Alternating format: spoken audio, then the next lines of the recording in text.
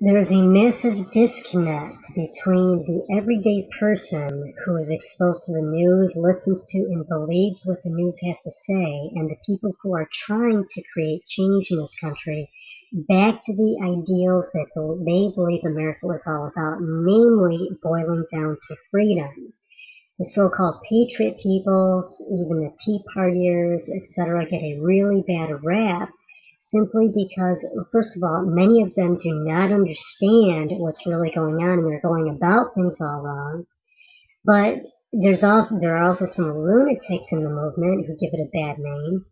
But when you listen to the people who've really studied and taken the time to understand what's going on, can prove and document in the law, such as the U.S. Code, what's really going on, and back it up with case law, most people discover, the lay people discover, that indeed that is the kind of America they want. Again, this boils down to freedom. The people who are on the other side of this equation, who receive all the negative labels, like, oh, they're crazy, they're Tea Partiers, they're patriots, they're anti-government, etc., etc.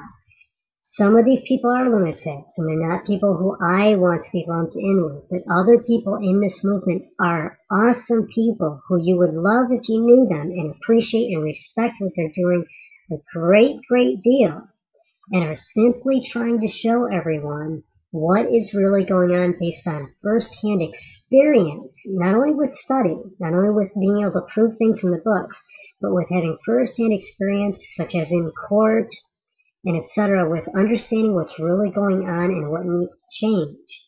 One of the first things to understand is the right-left paradigm. Republicans and Democrats, they're on the same team. There's no conspiracy there. This is a fact.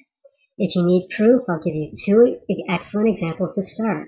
You will never hear either party challenge the Federal Reserve or ask for an audit. I know Mr. Paul on the Libertarian side did want an audit done at the Federal Reserve, and the Federal Reserve, I believe, came back and said, if you try to audit us, we will collapse the economy.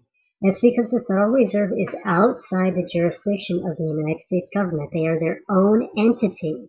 We are slaves to them, slaves to that debt system. Do you receive a benefit for using their Federal Reserve notes, their money? Well, you sure do. You receive lots of benefits for that. But is this a system you really want to be part of? Let me give you one example. When you purchase a house, do you own it? I know you think you do, but you don't. You merely possess it. If you owned it, you would not pay property taxes on it, ever. There are people in this country who don't pay property taxes. And I'm not talking about people skirting tax obligations, because I'm not for that at all. I'm talking about people who lawfully own their properties and do not pay taxes.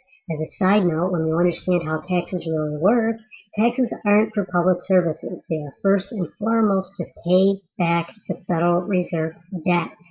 That's the first thing they're for. You can verify that at your law library. This debt has interest attached to it, so it can never be paid back in full without there being massive losers in the process. You have to research that and ask yourself, is that something you want to be part of? Back to the property issue, do you want to work hard and have your labor amount to being able to buy and own your property, your house, your home, so that posterity can kick in, so that your family and your kids can then in turn inherit it from you and own it, instead of having to worry about paying their tribute to the government as well, whereby if they ever can't afford it, they will have to forfeit that property that you worked so hard for. Is that something you support?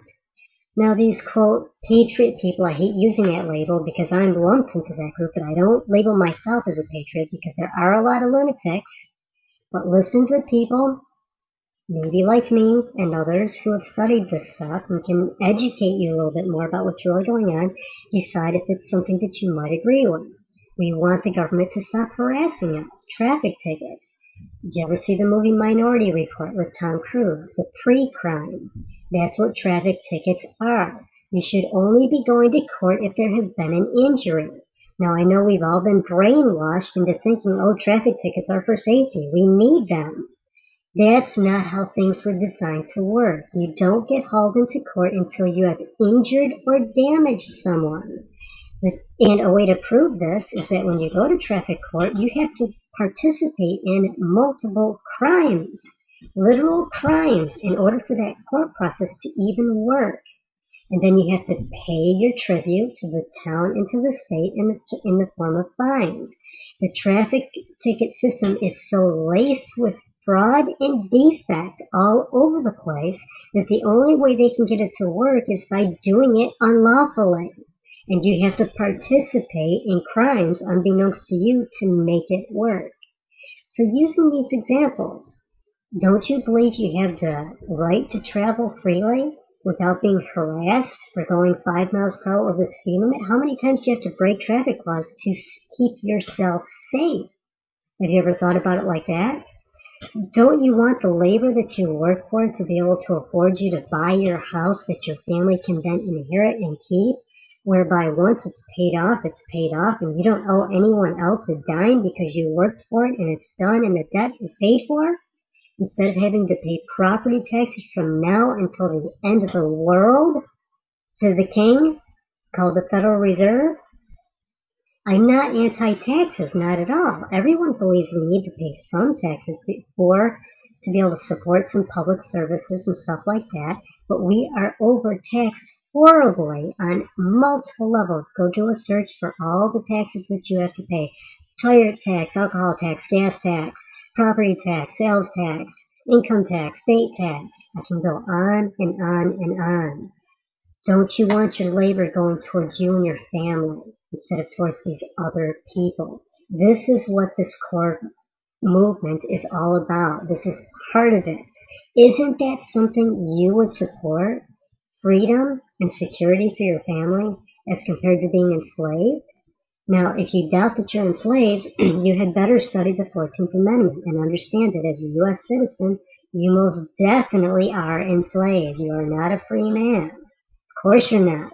Why do you think you have to go get a driver's license? Try to go buy a car and not get a driver's license and drive. See if you don't land in jail pretty darn quickly. You will. That's because you are required. You don't have rights. You have privileges. You have only privileges. Hey, some people can be happy slaves. That's fine. I won't judge that. But many other people don't believe in being a slave, and they don't want to participate in it, and they don't believe that that is what America is all about. Many more videos to come along these lines. Please keep an open mind.